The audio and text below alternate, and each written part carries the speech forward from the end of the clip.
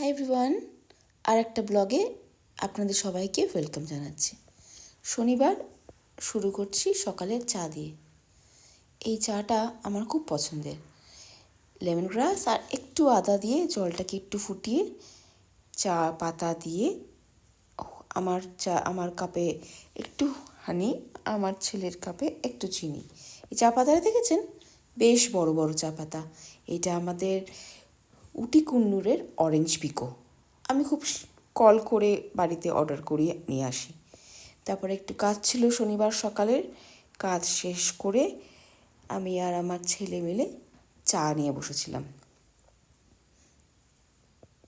এই যে চা রেডি। এবার একটু চা আর বিস্কুট অ্যান্ড এইভাবে আমাদের শনিবারটাকে আমরা শুরু করেছিলাম। এই দেখুন চা পাতাগুলো ভেজানোর পরে কত বড় বড় হয়ে গেছে। এটা আমাদের সাউথ ইন্ডিয়ার খুব টেস্টি একটা চা। আর এই যে লাঞ্চের জন্য প্রিপারেশন রেডি করেছি, কাঁচকলা কেটে রেখেছি আর ডাল ভিজিয়ে রেখেছি। আজকে স্যাটারডে আমাদের ভেজ ডে, তাই একটা কুইক কিছু বানিয়ে নেবো দুজনের জন্য। চলুন তাহলে চা খেয়ে নেওয়া যাক।